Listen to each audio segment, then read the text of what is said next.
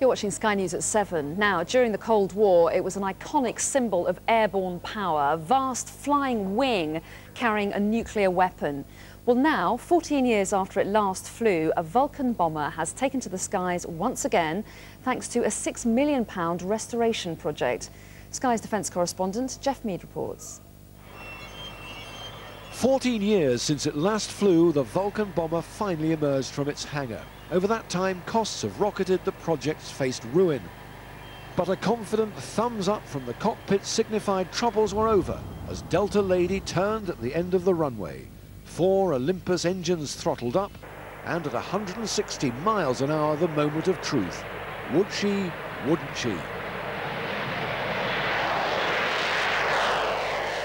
Relief as the big jet climbed for a half-hour debut to check controls, in ideal conditions circling the Leicestershire airfield before a perfect touchdown, giving no clue how long it had been since her veteran crew last piloted a Vulcan.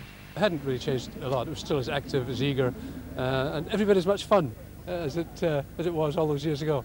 That's 25 years, almost to the day since I last flew.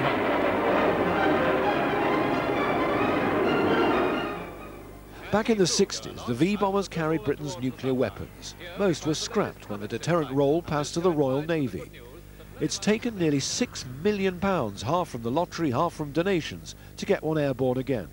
Some question why spend money on a Cold War relic that burns 40 tons of fuel an hour. What I'm hoping is that this aircraft, rather like Concorde, it's an inspirational aircraft. We desperately need to get more young people into design and engineering in this country, and there's a whole generation that haven't seen it.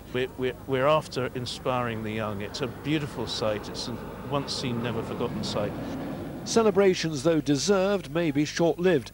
The enthusiasts given such a grandstand view now have to find £150,000 a month to keep this legend flying. She won't be on the ground for long, though. More test flights are planned, preparing for her public debut, and no prize for guessing who'll be the star of next spring's air shows. Jeff Mead, Sky News, with the Vulcan at Bruntingthorpe.